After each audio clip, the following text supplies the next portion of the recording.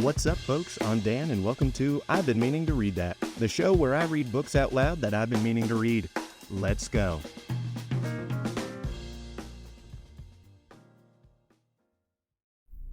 This show goes out to all of my allergy homies out there who are suffering and struggling. They got packed sinuses and chapped nostrils. And, yeah, this one's for you. You are seen and you are valued. Let's get back to our book, The Count of Monte Cristo. Chapter 35, La Mazzolata. "Gentlemen," said the Count of Monte Cristo as he entered, "I pray you excuse me for suffering my visit to be anticipated, but I feared to disturb you by presenting myself earlier at your apartments. Besides, you sent me word that you would have come to me, and I have held myself at your disposal." "Franz and I have to thank you 1,000 times, Count," returned Albert.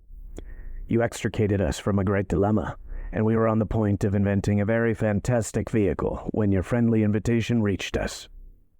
"Indeed," returned the Count, motioning the two young men to sit down. "It was the fault of that blockhead Pastrini that I did not sooner assist you in your distress.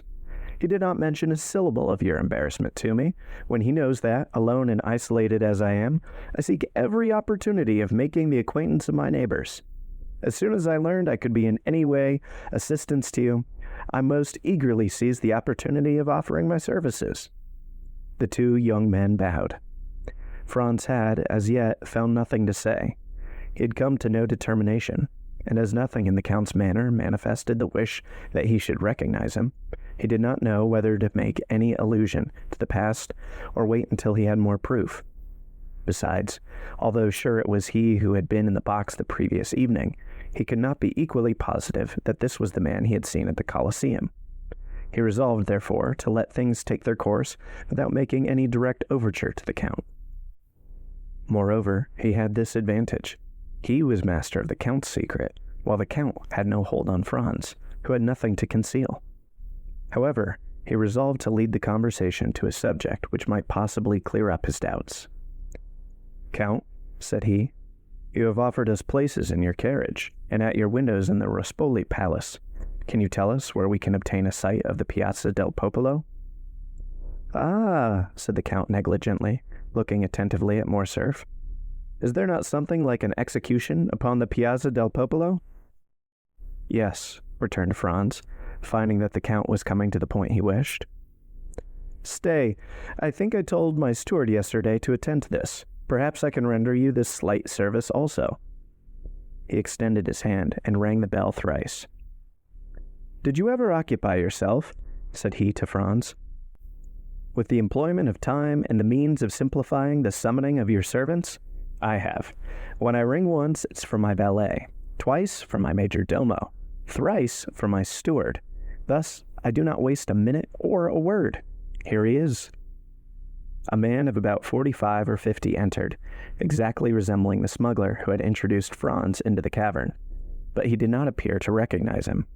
It was evident he had his orders. "Monsieur Bertuccio," said the Count, "you have procured me windows looking on the Piazza del Popolo, as I ordered you yesterday." "Yes, Excellency," returned the steward, "but it was very late." "Did I not tell you I wished for one?" replied the Count, frowning. "And your Excellency has one, which was let to Prince Lobanif. But I was obliged to pay 100. That will do, Monsieur Bertuccio. Spare these gentlemen all such domestic arrangements. You have the window, that is sufficient. Give orders to the coachman, and be in readiness on the stairs to conduct us to it." The steward bowed and was about to quit the room. "Ah," continued the Count, "be good enough to ask Pastrini if he has received the tavoletta, and if he can send us an account of the execution." "There is no need to do that," said Franz, taking out his tablets, "for I saw the account and copied it down." "Very well, you can retire, Bertuccio, but let us know when breakfast is ready. These gentlemen," added he, turning to the two friends, "will, I trust, do me the honor to breakfast with me." "But, my dear Count," said Albert, "we shall abuse your kindness." "Not at all. On the contrary, you will give me great pleasure. You will, one or other of you, perhaps both, return it to me at Paris. Bertuccio, lay covers for 3. He then took Franz's tablets out of his hand. We announce, he read in the same tone with which he would have read a newspaper, that today, the 23rd of February, will be executed Andrea Rondolo, guilty of murder on the person of the respected and venerated Don Cesar Torlini, canon of the Church of St. John Lateran, and Peppino, called Rocca Priori, convicted of complicity with the detestable bandit Luigi Vampa and the men of his band. The first will be Mazzolato, the second Decapitato. Yes, continued the Count. It was at first arranged in this way, but I think since yesterday some change has taken place in the order of the ceremony. Really? Said Franz. Yes, I passed the evening at the Cardinal Rospigliosi's, and there mention was made of something like a pardon for one of the 2 men. For Andrea Rondolo? Asked Franz. No, replied the Count carelessly. For the other. He glanced at the tablets as if to recall the name. For Peppino, called Rocca Priori. You are thus deprived of seeing a man guillotined, but the mazzola still remains, which is a very curious punishment when seen for the first time, and even the second, while the other, as you must know, is very simple. The Mendea never fails, never trembles, never strikes 30 times ineffectually like the soldier who beheaded the Count of Chalais, and to whose tender mercy Richelieu had doubtlessly recommended the sufferer. Ah, added the Count in a contemptuous tone, do not tell me of European punishments. They're in the infancy, or rather the old age of cruelty. Really, Count, replied Franz, one would think that you had studied the different tortures of all the nations of the world. There are, at least, few that I have not seen, said the Count coldly. And you took pleasure in beholding these dreadful spectacles? My first sentiment was horror, the second indifference, the third, curiosity. Curiosity. That is a terrible word. Why so? In life, our greatest preoccupation is death. Is it not, then, curious to study the different ways by which the soul and body can part? And how, according to their different characters, temperaments, and even the different customs of their countries, different persons bear the transition from life to death, from existence to annihilation? As for myself, I can assure you of one thing. The more men you see die, the easier it becomes to die yourself. And in my opinion, death may be a torture, but it is not an expiation. I do not quite understand you, replied Franz. Pray explain your meaning, for you excite my curiosity to the highest pitch.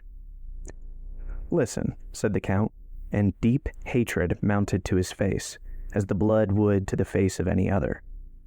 If a man had by unheard of and excruciating tortures destroyed your father, your mother, your betrothed, a being who, when torn from you, left a desolation, a wound that never closes in your breast, do you think the reparation that society gives you is sufficient when it interposes the knife of the guillotine between the base of the occupant and the trapezial muscles of the murderer, and allows him, who has caused us years of moral sufferings, to escape with a few moments of physical pain?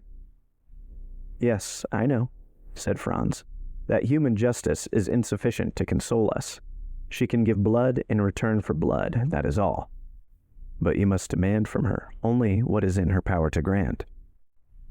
I will put another case to you, continued the Count, that where society, attacked by the death of a person, avenges death by death, but there are not 1,000 tortures by which a man may be made to suffer without society taking the least cognizance of them, or suffering him even the insufficient means of vengeance of which we have just spoken.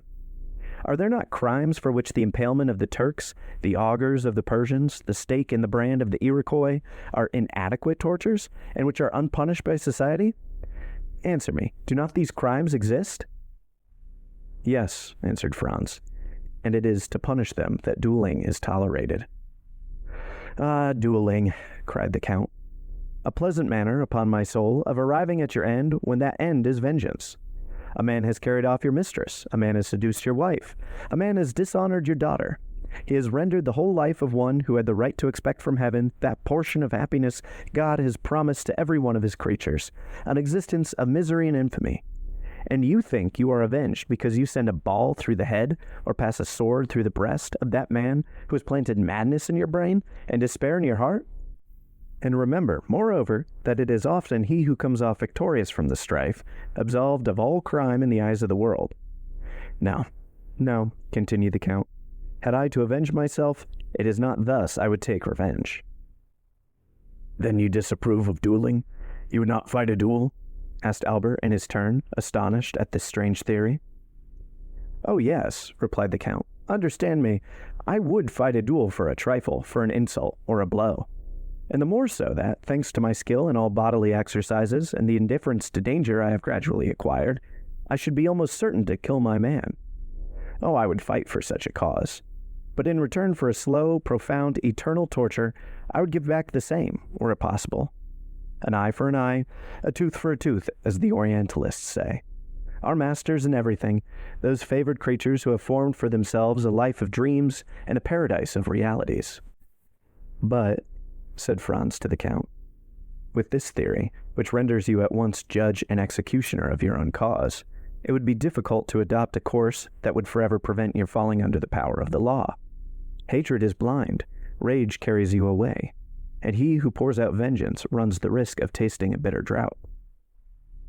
Yes, if he be poor and inexperienced, not if he be rich and skillful.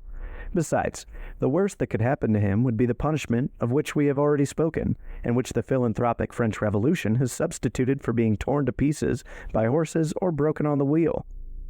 What matters this punishment as long as he is avenged? On my word, I almost regret that in all probability this miserable Peppino will not be beheaded, as you might have had an opportunity then of seeing how short a time the punishment lasts, and whether it is worth even mentioning. But really, this is a most singular conversation for the Carnival, gentlemen. How did it arise? I recollect you asked for a place at my window. You shall have it, but let us first sit down to table, for here comes the servant to inform us that breakfast is ready. As he spoke, a servant opened one of the 4 doors of the apartment, saying, Al suo commodo. The 2 young men arose and entered the breakfast room. During the meal, which was excellent and admirably served, Franz looked repeatedly at Albert in order to observe the impressions which he doubted not had been made on him by the words of their entertainer, but whether, with his usual carelessness, he had paid but little attention to him, whether the explanation of the Count of Monte Cristo with regard to dueling had satisfied him, or whether the events which Franz knew of had had their effect on him alone. He remarked that his companion did not pay the least regard to them, but on the contrary, ate like a man who for the last 4 or 5 months had been condemned to partake of Italian cookery, that is, the worst in the world. As for the Count, he just touched the dishes. He seemed to fulfill the duties of a host by sitting down with his guests, and awaited their departure to be served with some strange or more delicate food. This brought back to Franz, in spite of himself, the recollection of the terror with which the Count had inspired the Countess, and her firm conviction that the man in the opposite box was a vampire. At the end of the breakfast, Franz took out his watch. "Well," said the Count, "what are you doing?" "You must excuse us, Count," returned Franz, "but we have still much to do." "What may that be?" "We have no masks, and it is absolutely necessary to procure them." "Do not concern yourself about that. We have, I think, a private room in the Piazza del Popolo. I will have whatever costumes you choose brought to us, and you can dress there." "After the execution?" said Franz. "Before or after, whichever you please." "Opposite the scaffold?" "The scaffold forms part of the fete." "Count, I have reflected on the matter," said Franz. "I thank you for your courtesy, but I shall content myself with accepting a place in your carriage and at your window at the Rispoli Palace, and I leave you at liberty to dispose of my place at the Piazza del Popolo." "But I warn you, you will lose a very curious sight," returned the Count. "You will describe it to me," replied Franz, "and the recital from your lips will make as great an impression on me as if I had witnessed it. I have more than once intended on witnessing an execution, but I've never been able to make up my mind. And you, Albert?" "It is no reason because you have not seen an execution at Paris that you should not see one anywhere else. When you travel, it is to see everything. Think what a figure you will make when you are asked, 'How did they execute at Rome?' And you reply, 'I don't know.' And besides, they say that the culprit is an infamous scoundrel who killed with a log of wood a worthy canon who had brought him up like his own son. Diable. When a churchman is killed, it should be with a different weapon than a log, especially when he has behaved like a father. If you went to Spain, would you not see the bullfight? Well, suppose it is a bullfight you are going to see. Recollect the ancient Romans of the circus and the sports where they killed 300 lions and 100 men. Think of the 80,000 applauding spectators, the sage matrons who took their daughters, the charming vestals who made with the thumb of their white hands the fatal sign that said, "Come, dispatch the dying." "Shall you go then, Albert?" asked Franz. Ma foi, yes. Like you, I hesitated, but the Count's eloquence decides me. "Let us go then," said Franz, "since you wish it. But on our way to the Piazza del Popolo, I wish to pass through the Corso. Is this possible, Count?" "On foot, yes. In a carriage, no." "I will go on foot then." "Is it important that you should go that way?" "Yes, there is something I wish to see." "Well, we will go by the Corso. We will send the carriage to wait for us on the Piazza del Popolo by the Via del Babuino, for I shall be glad to pass myself through the Corso to see if some orders I have given have been executed." "Excellency," said a servant, opening the door, "a man in the dress of a penitent wishes to speak to you." "Ah, yes," returned the Count. "I know who he is. Gentlemen, will you return to the salon? You will find good cigars on the center table. I will be with you directly." The young man rose and returned into the salon, while the Count, again apologizing, left by another door. Albert, who was a great smoker, and who had considered it no small sacrifice to be deprived of the cigars at the Café de Paris, approached the table and uttered a cry of joy at perceiving some veritable pureaux. "Well," asked Franz, "what think you of the Count of Monte Cristo?" "What do I think?" said Albert, evidently surprised at such a question from his companion. "I think he is a delightful fellow who does the honors of his table admirably, who has traveled much, read much, is, like Brutus, of the Stoic school, and, moreover," added he, sending a volume of smoke up towards the ceiling, "that he has excellent cigars." Such was Albert's opinion of the Count, and as Franz well knew that Albert professed never to form an opinion except upon long reflection, he made no attempt to change it. "But," said he, "did you observe one very singular thing?" "What?" "How attentively he looked at you." "At me?" "Yes." Albert reflected. Said he, sighing. "That is not very surprising. I have been more than a year absent from Paris, and my clothes are of a most antiquated cut. The Count takes me for a provincial. The first opportunity you have, undeceive him, I beg, and tell him I am nothing of the kind." Franz smiled. An instant after, the Count entered. "I am now quite at your service, gentlemen," said he. "The carriage is going one way to the Piazza del Popolo, and we will go another, and, if you please, by the Corso. Take some more of these cigars, Monsieur de Morcerf." "With all my heart," returned Albert. "Italian cigars are horrible. When you come to Paris, I will return all this." "I will not refuse. I intend on going there soon, and since you allow me, I will pay you a visit. Come, we have not any time to lose. It is 12:30. Let us set off." All three descended. The coachman received his master's orders and drove down the Via del Babuino, while the three gentlemen walked along the Piazza di Spagna and the Via Frattina, which led directly between the Fiano and Rospoli palaces. Franz's attention was directed towards the windows of that last palace, for he had not forgotten the signal agreed upon between the man in the mantle and the Transtevere peasant. "Which are your windows?" asked he of the Count, with as much indifference as he could assume. "The last three," returned he, with a negligence evidently unaffected, for he could not imagine with what intention the question was put. Franz glanced rapidly towards the three windows. The side windows were hung with yellow damask, and the center one with white damask and a red cross. The man in the mantle had kept his promise to the Transteveran, and there could now be no doubt that he was the Count. The three windows were still untenanted.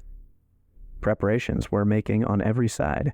Chairs were placed, scaffolds were raised, and windows were hung with flags. The masks could not appear. The carriages could not move about.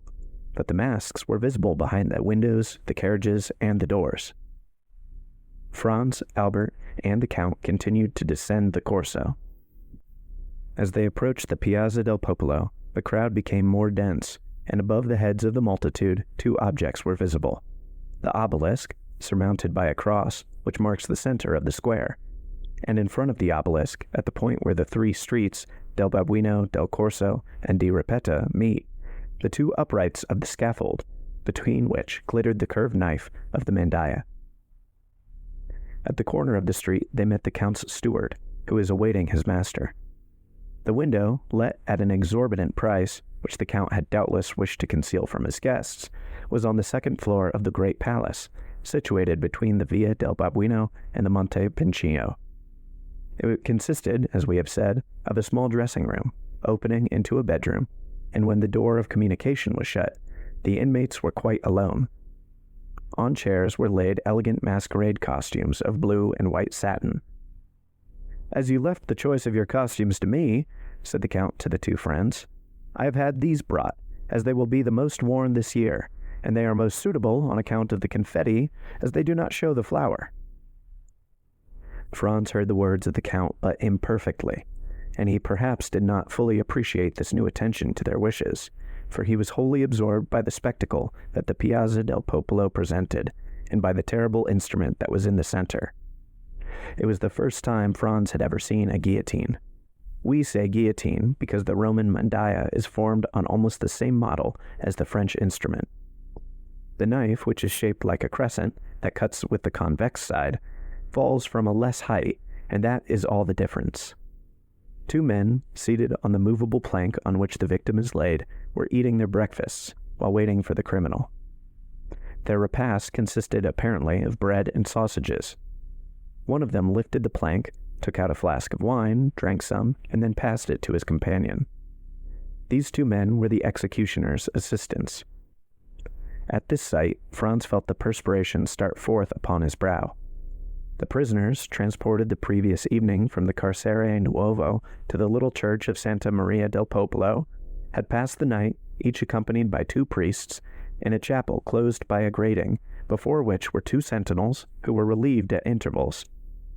A double line of carabiners, placed on each side of the door of the church, reached to the scaffold and formed a circle around it, leaving a path about 10 feet wide, and around the guillotine a space of nearly 100 feet. All the rest of the square was paved with heads. Many women held their infants on their shoulders, and thus the children had the best view. The Monte Pincio seemed a vast amphitheater filled with spectators. The balconies of the two churches at the corner of the Via del Babuino and the Via di Ripetta were crammed. The steps even seemed a party-colored sea that was impelled towards the portico. Every niche in the wall held its living statue. What the Count said was true. The most curious spectacle in life is that of death. And yet, instead of the silence and the solemnity demanded by the occasion, laughter and jests arose from the crowd. It was evident that the execution was, in the eyes of the people, only the commencement of the carnival. Suddenly the tumult ceased, as if by magic, and the doors of the church opened. A brotherhood of penitents, clothed from head to foot in robes of gray sackcloth with holes for the eyes, and holding in their hands lighted tapers, appeared first. The chief marched at the head. Behind the penitents came a man of vast stature and proportions. He was naked with the exception of cloth drawers, at the left side of which hung a large knife in a sheath, and he bore on his right shoulder a heavy iron sledgehammer. This man was the executioner. He had, moreover, sandals bound on his feet by cords. Behind the executioner came, in the order in which they were to die, first Peppino and then Andrea. Each was accompanied by two priests. Neither had his eyes blindfolded. Peppino walked with a firm step, doubtless aware of what awaited him. Andrea was supported by two priests. Each of them, from time to time, kissed the crucifix a confessor held out to them. At this sight alone, Franz felt his legs tremble under him. He looked at Albert. He was as white as his shirt, and mechanically cast away his cigar, although he had not half smoked it. The Count alone seemed unmoved. Nay, more, a slight color seemed striving to rise in his pale cheeks. His nostrils dilated like those of a wild beast that scents its prey, and his lips, half opened, disclosed his white teeth, small and sharp like those of a jackal. And yet his features wore an expression of smiling tenderness, such as Franz had never before witnessed in them. His black eyes especially were full of kindness and pity. However, the two culprits advanced, and as they approached their faces became visible. Peppino was a handsome young man of 4 or 5 and 20, bronzed by the sun. He carried his head erect, and seemed on the watch to see on which side his liberator would appear. Andrea was short and fat. His visage, marked with brutal cruelty, did not indicate age. He might be 30. In prison he had suffered his beard to grow. His head fell on his shoulder, his legs bent beneath him, and his movements were apparently automatic and unconscious. "I thought," said Franz to the Count, "that you told me there would be but one execution." "I told you true," replied the Count coldly. "And yet here are 2 culprits." "Yes, but only one of these 2 is about to die. The other has many years to live." "If the pardon is to come, there is no time to lose." "And see, here it is," said the Count. At the moment when Peppino reached the foot of the mandaia, a priest arrived in some haste, forcing his way through the soldiers, and advancing to the chief of the Brotherhood. He gave him a folded paper. The piercing eye of Peppino had noticed all. The chief took the paper, unfolded it, and raised his hand. "Heaven be praised, and His Holiness also," said he in a loud voice. "Here is a pardon for one of the prisoners." "A pardon?" cried the people with one voice. "A pardon?" At this cry, Andrea raised his head. "Pardon for whom?" cried he. Peppino remained breathless. "A pardon for Peppino, called Rocca Priori," said the principal friar. And he passed the paper to the officer commanding the carabiners, who read and returned it to him. "For Peppino!" cried Andrea, who seemed roused from the torpor in which he had been plunged. "Why for him and not for me? We ought to die together. I was promised he should die with me. You have no right to put me to death alone. I will not die alone, I will not." And he broke from the priests, struggling and raving like a wild beast, and striving desperately to break the cords that bound his hands. The executioner made a sign, and his 2 assistants leapt from the scaffold and seized him. "What is going on?" asked Franz of the Count, for, as all the talk was in the Roman dialect, he had not perfectly understood it. "Do you not see," returned the Count, "that this human creature who is about to die is furious that his fellow sufferer does not perish with him? Were he able, he would rather tear him to pieces with his teeth and nails than let him enjoy the life he himself is about to be deprived of. Oh, man, race of crocodiles," cried the Count, extending his clenched hands towards the crowd. "How well do I recognize you there, and that at all times you are worthy of yourselves." Meanwhile, Andrea and the 2 executioners were struggling on the ground, and he kept exclaiming, "He ought to die! He shall die! I will not die alone!" "Look, look!" cried the Count, seizing the young man's hands. "Look, for on my soul it is curious. Here is a man who had resigned himself to his fate, who was going to the scaffold to die. Like a coward, it's true, but he was about to die without resistance. Do you know what gave him strength? Do you know what consoled him? It was that another partook of his punishment, that another partook of his anguish, that another was to die before him. Lead 2 sheep to the butcher's, 2 oxen to the slaughterhouse, and make one of them understand that his companion will not die. The sheep will bleat for pleasure, the ox will bellow with joy, but man whom God created in His own image, man upon whom God has laid His first, His sole commandment, to love his neighbor, man to whom God has given a voice to express his thoughts, what is his first cry when he hears his fellow man is saved? A blasphemy. Honor to man, this masterpiece of nature, this king of creation." And the Count burst into a laugh, a terrible laugh that showed he must have suffered horribly to be able to thus laugh. However, the struggle still continued, and it was dreadful to witness. The 2 assistants carried Andrea up to the scaffold. The people all took part against Andrea, and 20,000 voices cried, "Put him to death! Put him to death!" Franz sprang back, but the Count seized his arm and held him before the window. "What are you doing?" said he. "Do you pity him? If you heard the cry of mad dog, you would take your gun. You would unhesitatingly shoot the poor beast, who, after all, was only guilty of having been bitten by another dog. And yet you pity a man who, without being bitten by one of his race, has yet murdered his benefactor, and who, now unable to kill anyone because his hands are bound, wishes to see his companion in captivity perish. No, look. Look." The recommendation was needless. Franz was fascinated by the horrible spectacle. The two assistants had borne Andrea to the scaffold, and there, in spite of his struggles, his bites, and his cries, had forced him to his knees. During this time, the executioner had raised his mace and signed to them to get out of the way. The criminal strove to rise, but, ere he had time, the mace fell on his left temple. A dull and heavy sound was heard, and the man dropped like an ox on his face, then turned over on his back. The executioner let fall his mace, drew his knife, and with one stroke opened his throat. He mounted on his stomach, stamped violently on it with his feet. At every stroke, a jet of blood sprang from the wound. This time Franz could contain himself no longer, but sank, half fainting, into a seat. Albert, with his eyes closed, was standing grasping the window curtains. The Count was erect and triumphant, like an avenging angel. End of Chapter 35. Chapter 36. The Carnival at Rome.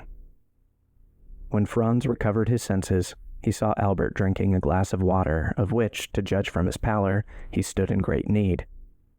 The Count glanced mechanically towards the square. The scene was wholly changed. Scaffold, executioners, victims, all had disappeared. Only the people remained, full of noise and excitement. The bell of Monte, which only sounds on the Pope's decease and the opening of the Carnival, was ringing a joyous peal. "Well," asked Franz of the Count, "what has happened?" "Nothing," replied the Count. "Only, as you see, the Carnival has commenced. Make haste and dress yourself." "In fact," said Franz, "this horrible scene has passed away like a dream." "It is but a dream, a nightmare, that has disturbed you." "Yes, that I have suffered. But the culprit?" "That is a dream also, only he has remained asleep, while you have awakened, and who knows which of you is the most fortunate?" "But Peppino, what has become of him?" "Peppino is a lad of sense who, unlike most men, who are happy in proportion as they are noticed, was delighted to see that the general attention was directed towards his companion. He profited by this distraction to slip away among the crowd, without even thanking the worthy priests who accompanied him. Decidedly, man is an ungrateful and egotistical animal. But dress yourself. See, Monsieur de Morcerf sets you the example." Albert was drawing on the satin pantaloon over his black trousers and varnished boots. "Well, Albert," said Franz, "do you feel much inclined to join the revels? Come, answer frankly." "Ma foi, no," returned Albert. "But I am really glad to have seen such a sight, and I understand what the Count said, that when you have once habituated yourself to a similar spectacle, it is the only one that causes you any emotion." "Without reflecting that this is the only moment in which you can study character," said the Count. "On the steps of the scaffold, death tears off the mask that has been worn through life, and the real visage is disclosed. It must be allowed that Andrea was not very handsome, a hideous scoundrel. Come, dress yourselves, gentlemen, dress yourselves." Franz felt it would be ridiculous not to follow his two companions' example. He assumed his costume and fastened on the mask that scarcely equaled the pallor of his own face. Their toilette finished, they descended. The carriage awaited them at the door, filled with sweetmeats and bouquets. They fell into the line of carriages. It is difficult to form an idea of the perfect change that had taken place. Instead of the spectacle of gloomy and silent death, the Piazza del Popolo presented a spectacle of gay and noisy mirth and revelry. A crowd of masks flowed in from all sides, emerging from the doors, descending from the windows. From every street and every corner drove carriages filled with clowns, harlequins, dominoes, mummers, pantomimists, Transteverans, knights, and peasants. Screaming, fighting, gesticulating, throwing eggs filled with flour, confetti, nosegays, attacking, with their sarcasms and their missiles, friends and foes, companions and strangers, indiscriminately, and no one took offense or did anything but laugh. Franz and Albert were like men who, to drive away a violent sorrow, have recourse to wine, and who, as they drink and become intoxicated, feel a thick veil drawn between the past and the present.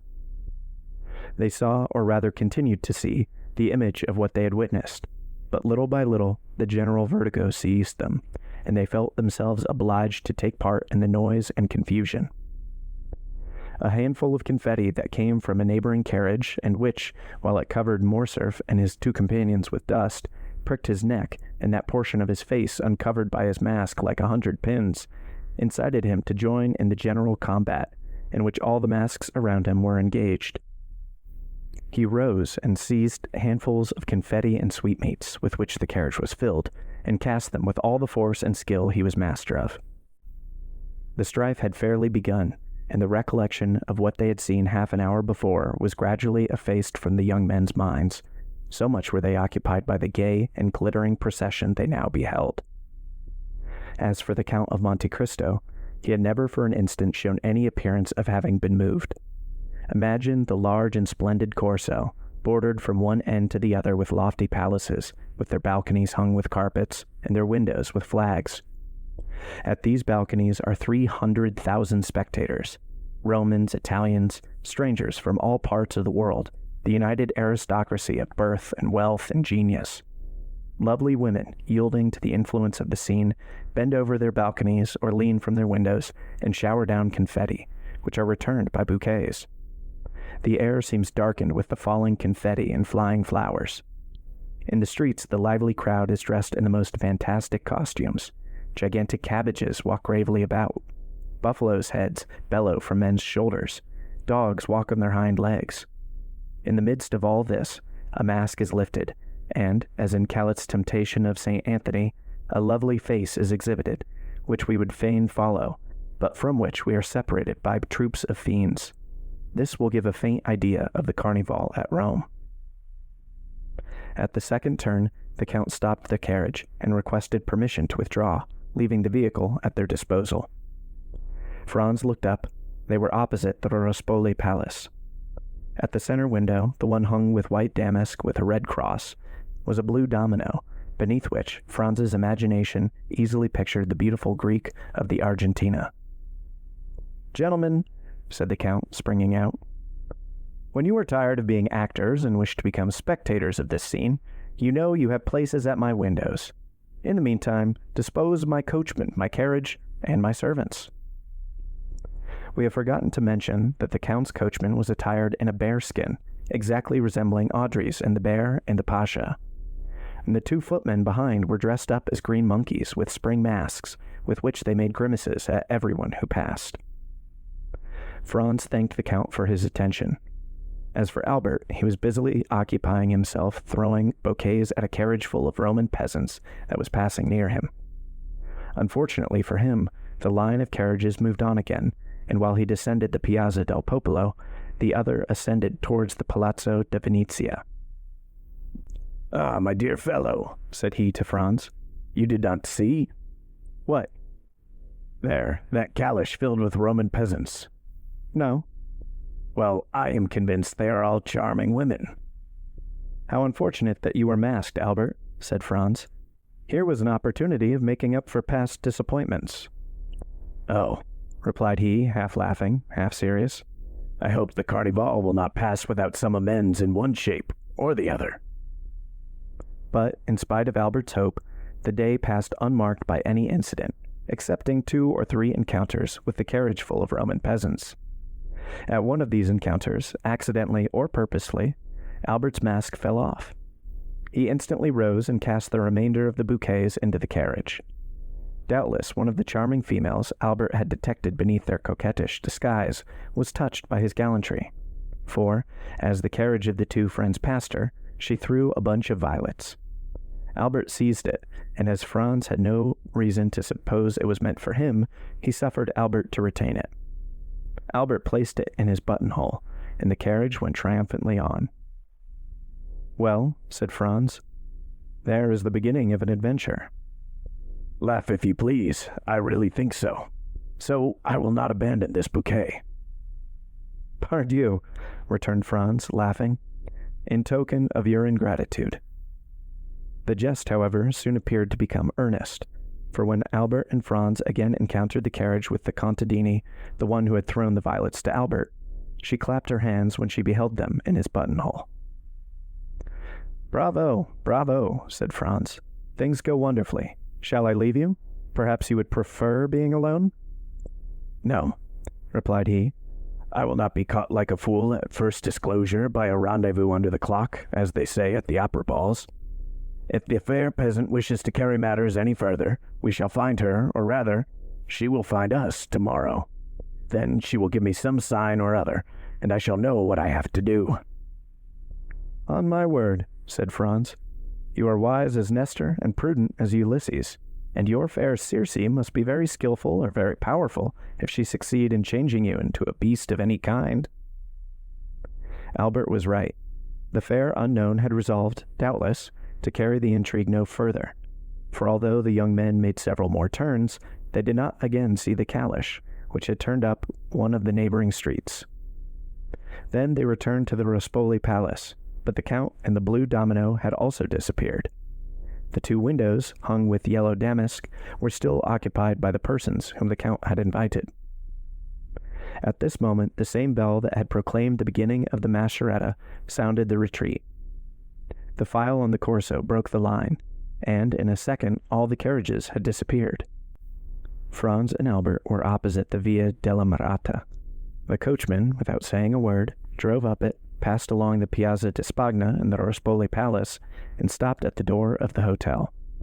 Signor Pastrini came to the door to receive his guests. Franz hastened to inquire after the Count, and to express regret that he had not returned in sufficient time.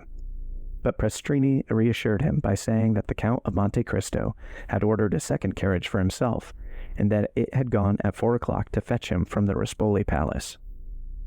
The Count had, moreover, charged him to offer the two friends the key of his box at the Argentina.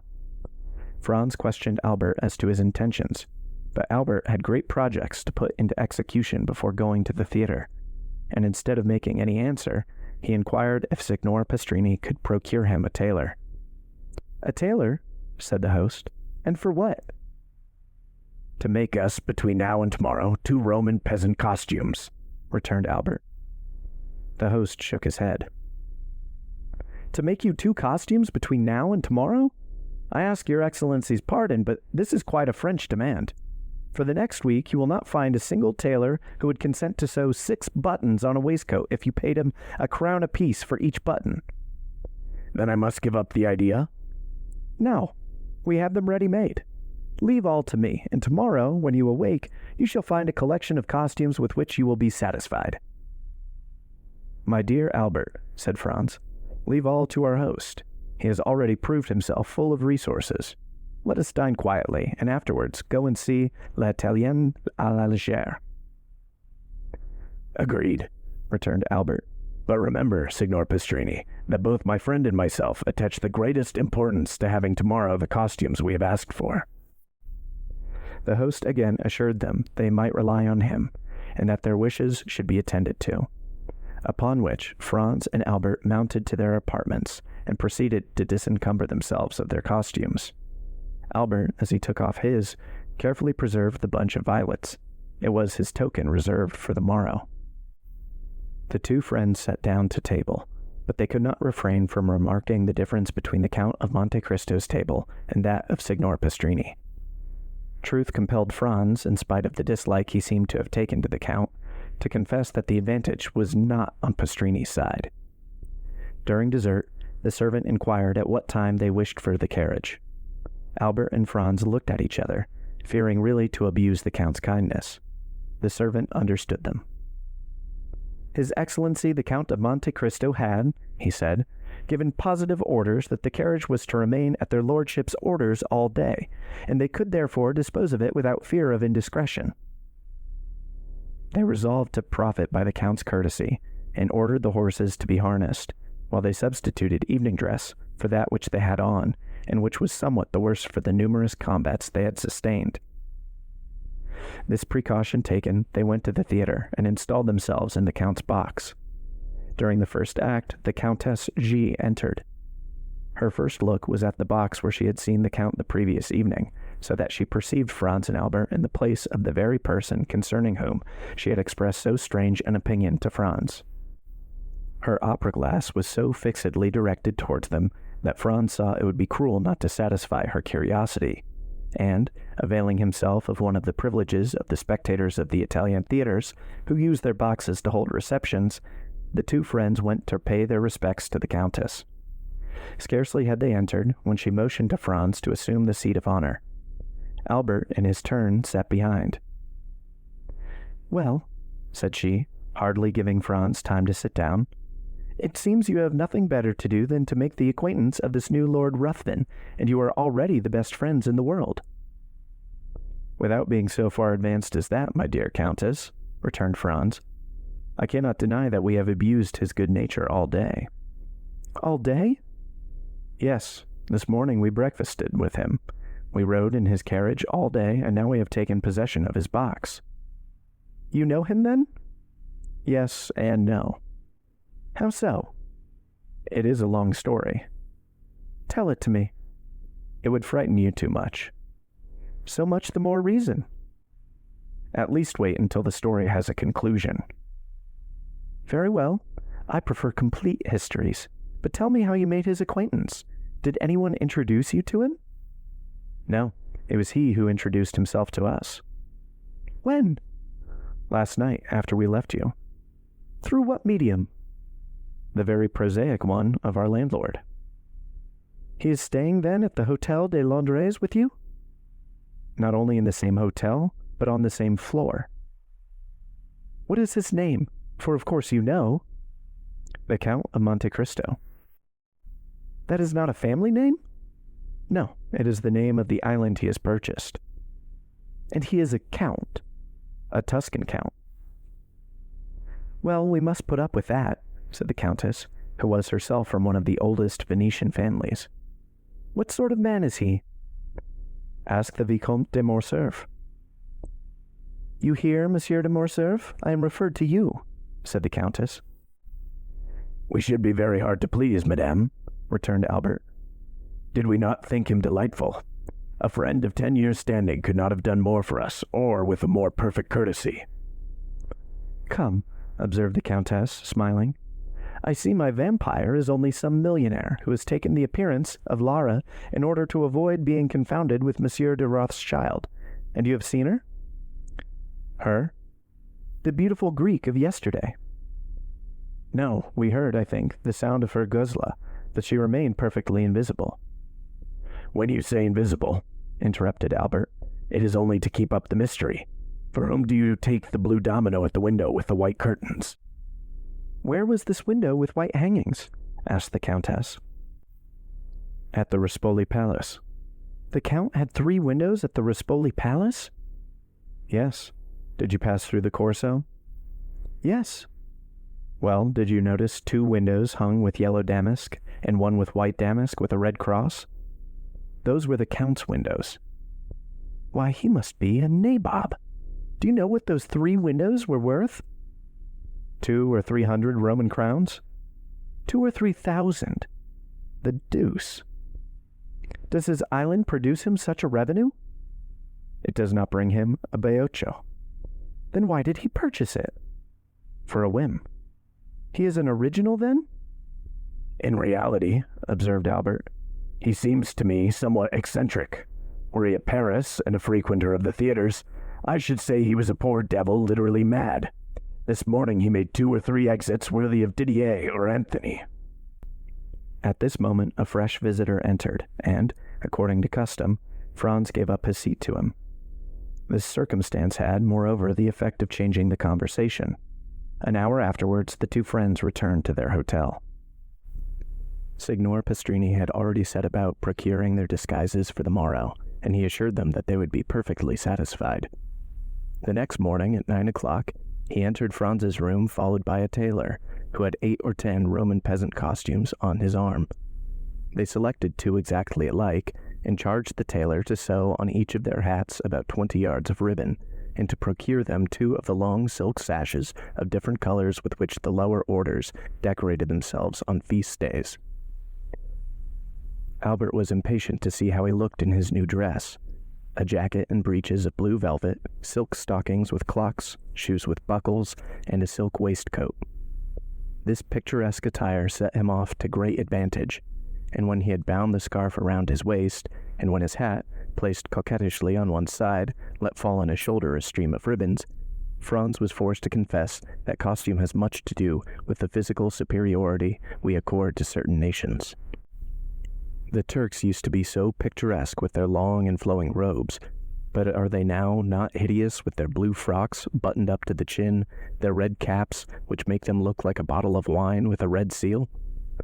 Franz complimented Albert, who looked at himself in the glass with an unequivocal smile of satisfaction. They were thus engaged when the Count of Monte Cristo entered. "Gentlemen," said he, "although a companion is agreeable, perfect freedom is sometimes still more agreeable. I come to say that today, and for the remainder of the carnival, I leave the carriage entirely at your disposal. The host will tell you I have 3 or 4 more, so that you will not inconvenience me in any way. Make use of it, I pray you, for your pleasure or your business." The young men wished to decline, but they could find no good reason for refusing an offer which was so agreeable to them. The Count remained a quarter of an hour with them, conversing on all subjects with the greatest ease. He was, as we have already said, perfectly well acquainted with the literature of all countries. A glance at the walls of his salon proved to Franz and Albert that he was a connoisseur of pictures. A few words he let fall showed them that he was no stranger to the sciences, and he seemed much occupied with chemistry. The 2 friends did not venture to return the Count the breakfast he had given them. It would have been too absurd to offer him, in exchange for his excellent table, the very inferior one of Signor Pastrini. They told him so frankly, and he received their excuses with the air of a man who appreciated their delicacy. Albert was charmed with the Count's manners, and he was only prevented from recognizing him for a perfect gentleman by reason of his varied knowledge. The permission to do what he liked with the carriage pleased him above all, for the fair peasants had appeared in a most elegant carriage the preceding evening, and Albert was not sorry to be upon an equal footing with them. At 1:30 they descended. The coachman and footman had put on their livery over their disguises, which gave them a more ridiculous appearance than ever, and which gained them the applause of Franz and Albert. Albert had fastened the faded bunch of violets to his buttonhole. At the first sound of the bell, they hastened into the Corso by the Via Vittoria. At the second turn, a bunch of fresh violets, thrown from a carriage filled with harlequins, indicated to Albert that, like himself and his friend, the peasants had changed their costumes also, and whether it was the result of chance, or whether a similar feeling had possessed them both, while he had changed his costume, they had assumed his. Albert placed the fresh bouquet in his button, but he kept the faded one in his hand, and when he again met the calash, he raised it to his lips, an action which seemed greatly to amuse not only the fair lady who had thrown it, but her joyous companions also. The day was as gay as the preceding one, perhaps even more animated and noisy. The Count appeared for an instant at his window, but when they again passed, he had disappeared. It is almost needless to say that the flirtation between Albert and the fair peasant continued all day. In the evening, on his return, Franz found a letter from the embassy, informing him that he would have the honor of being received by His Holiness the next day. At each previous visit he had made to Rome, he had solicited and obtained the same favor, and incited as much by a religious feeling as by gratitude, he was unwilling to quit the capital of the Christian world without laying his respectful homage at the feet of one of St. Peter's successors, who has set the rare example of all the virtues. He did not then think of the Carnival, for in spite of his condescension and touching kindness, one cannot incline oneself without awe before the venerable and noble old man called Gregory the 16th. On his return from the Vatican, Franz carefully avoided the Corso. He brought away with him a treasure of pious thoughts, to which the mad gaiety of the maskers would have been profane. At 10 minutes past 5, Albert entered, overjoyed. The harlequin had reassumed her peasant's costume, and as she passed, she raised her mask. She was charming. Franz congratulated Albert, who received his congratulations with the air of a man conscious that they are merited.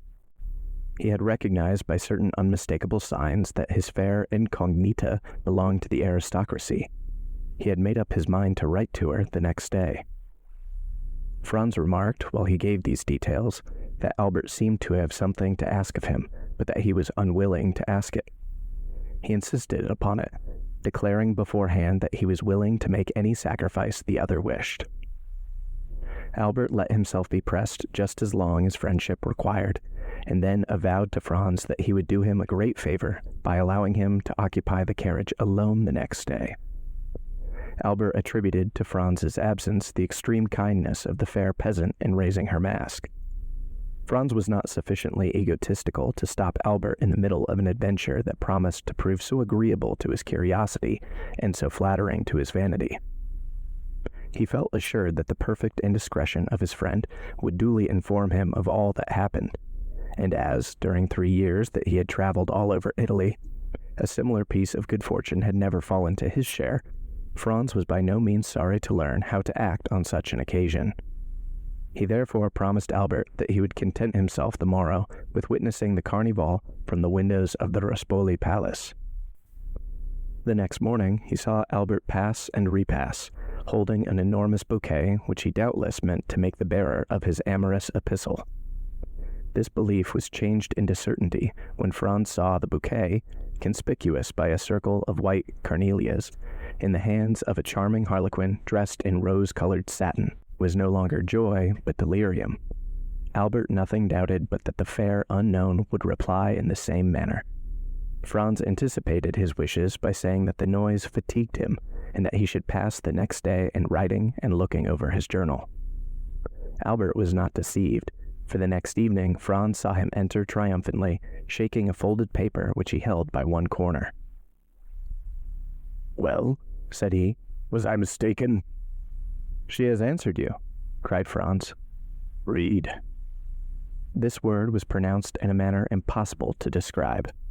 Franz took the letter and read, "Tuesday evening at 7 o'clock, descend from your carriage opposite the Via de Pontificia and follow the Roman peasant who snatches your torch from you. When you arrive at the first step of the church of San Giacomo, be sure to fasten a knot of rose-colored ribbons to the shoulder of your harlequin costume in order that you may be recognized. Until then, you will not see me. Constancy and discretion." "Well," asked he when Franz had finished, "what do you think of that?" "I think the adventure is assuming a very agreeable appearance." "I think so also," replied Albert, "and I very much fear that you will go alone to the Duke of Braccacciano's ball." Franz and Albert had received that morning an invitation from the celebrated Roman banker. "Take care, Albert," said Franz. "All the nobility of Rome will be present, and if your fair incognita belongs to the higher class of society, she must go there." "Whether she goes there or not, my opinion is still the same," returned Albert. "You have read the letter?" "Yes." "You know how imperfectly the women of the Mezzocito are educated in Italy?" "This is the name of the lower class." "Yes." "Well, read the letter again. Look at the writing, and find, if you can, any blemish in the language or orthography." The writing was, in reality, charming, and the orthography irreproachable. "You are born to good fortune," said Franz as he returned the letter. "Laugh as much as you will," replied Albert. "I am in love." "You alarm me," cried Franz.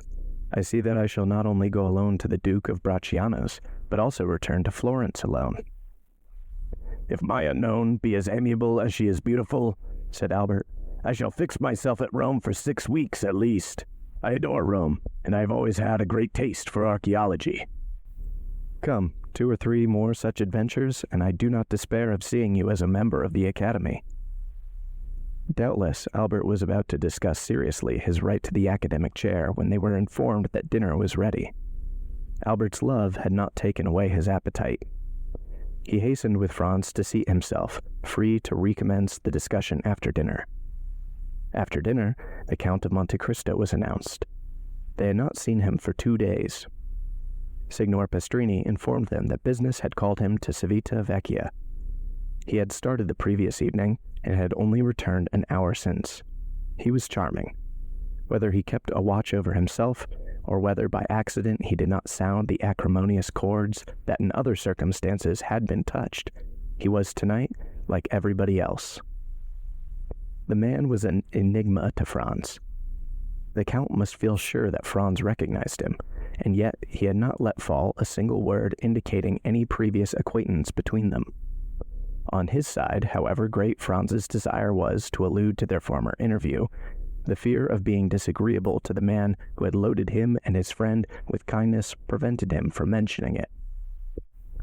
The Count had learned that the two friends had sent to secure a box at the Argentina Theater, and were told they were all let. In consequence, he brought them the key of his own, at least such was the apparent motive of his visit. Franz and Albert made some difficulty, alleging their fear of depriving him of it, but the Count replied that as he was going to the Palais Theater, the box at the Argentina would be lost if they did not profit by it. This assurance determined the two friends to accept it. Franz had by degrees become accustomed to the Count's pallor, which had so forcibly struck him at their first meeting.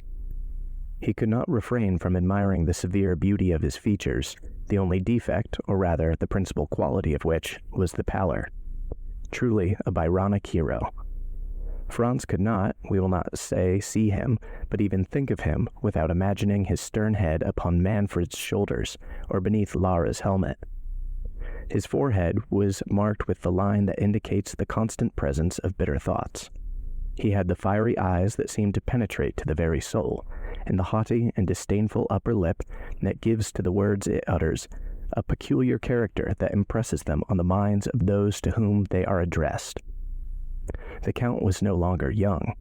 He was at least 40, and yet it was easy to understand that he was formed to rule the young men with whom he associated at present. And, to complete his resemblance with the fantastic heroes of the English poet, the Count seemed to have the power of fascination. Albert was constantly expatiating on their good fortune in meeting such a man. Franz was less enthusiastic, but the Count exercised over him also the ascendancy a strong mind always acquires over a mind less domineering.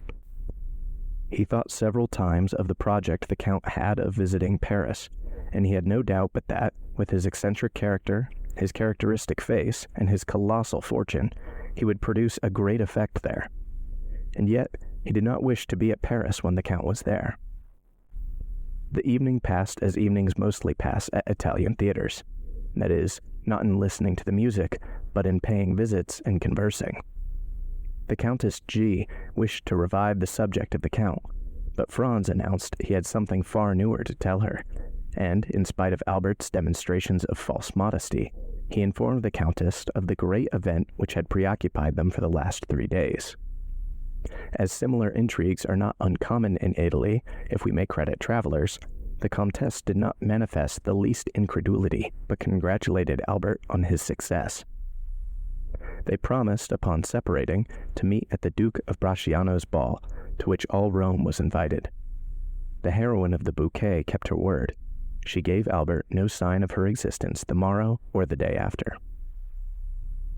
At length Tuesday came, the last and most tumultuous day of the Carnival. On Tuesday, the theaters open at 10 o'clock in the morning, as Lent begins after 8 at night. On Tuesday, all those who through want of money, time, or enthusiasm have not been to see the Carnival before, mingle in the gaiety and contribute to the noise and excitement. From 2 o'clock till 5, Franz and Albert followed in the feast, exchanging handfuls of confetti with the other carriages and the pedestrians, who crowded amongst the horses' feet and the carriage wheels without a single accident, a single dispute, or a single fight. The feasts are veritable pleasure days to the Italians. The author of this history, who has resided 5 or 6 years in Italy, does not recollect to have ever seen a ceremony interrupted by one of those events so common in other countries. Albert was triumphant in his harlequin costume. A knot of rose-colored ribbons fell from his shoulder almost to the ground. In order that there might be no confusion, Franz wore his peasant's costume. As the day advanced, the tumult became greater. There was not on the pavement, in the carriages, at the windows, a single tongue that was silent, a single arm that did not move. It was a human storm, made up of a thunder of cries and a hail of sweetmeats, flowers, eggs, oranges, and nosegays. At 3 o'clock, the sound of fireworks, let off on the Piazza del Popolo and the Piazza di Venezia, heard with difficulty amid the din and confusion, announced that the races were about to begin. The races, like the Moccioli, are one of the episodes peculiar to the last days of the Carnival. At the sound of the fireworks, the carriages instantly broke ranks and retired by the adjacent streets. All these evolutions are executed with an inconceivable address and marvelous rapidity, without the police interfering in the matter. The pedestrians ranged themselves against the walls. Then the trampling of horses and the clashing of steel were heard. A detachment of carbineers, 15 abreast, galloped up the Corso in order to clear it for the Barbieri. When the detachment arrived at the Piazza di Venezia, a second volley of fireworks was discharged to announce that the street was clear. Almost instantly, in the midst of a tremendous and general outcry, 7 or 8 horses, excited by the shouts of 300,000 spectators, passed by like lightning. Then the castle of St. Angelo fired 3 cannon to indicate that number 3 had won. Immediately, without any other signal, the carriages moved on, flowing on towards the Corso, down all the streets, like torrents pent up for a while, which again flow into the parent river. And the immense stream again continued its course between its 2 granite banks. A new source of noise and movement was added to the crowd. The sellers of mocoletti entered on the scene. The moccoli, or mocoletti, are candles which vary in size from the paschal taper to the rushlight, and which give to each actor in the great final scene of the Carnival 2 very serious problems to grapple with. First, how to keep his own mocoletto alight, and secondly, how to extinguish the mocoletti of others. The mocoletto is like life. Man has found but one means of transmitting it, and that one comes from God. But he has discovered 1,000 means of taking it away, and the devil has somewhat aided him. The mocoletto is kindled by approaching it to a light. But who can describe the 1,000 means of extinguishing the mocoletto? The gigantic bellows, the monstrous extinguishers, the superhuman fans. Everyone hastened to purchase mocoletti, Franz and Albert among the rest. The night was rapidly approaching, and already, at the cry of mocoletti, repeated by the shrill voices of 1,000 vendors, 2 or 3 stars began to burn among the crowd. It was a signal. At the end of 10 minutes, 50,000 lights glittered, descending from the Palazzo di Venezia to the Piazza del Popolo, and mounting from the Piazza del Popolo to the Palazzo di Venezia. It seemed like a feast of jack-o'-lanterns. It is impossible to form any idea of it without having seen it. Suppose that all the stars had descended from the sky and mingled in a wild dance on the face of the earth. The whole accompanied by cries that were never heard in any other part of the world. The facchino follows the prince, the Transteverin the citizen, everyone blowing, extinguishing, and relighting. Had old Aeolus appeared at this moment, he would have been proclaimed king of the Moccoli, and Achillo the heir presumptive to the throne. This battle of folly and flame continued for 2 hours. The Corso was light as day. The features of the spectators on the 3rd and 4th stories were visible. Every 5 minutes, Albert took out his watch. At length, it pointed to 7. The 2 friends were in the Via de' Pontefici. Albert sprang out, bearing his mocoletto in his hand.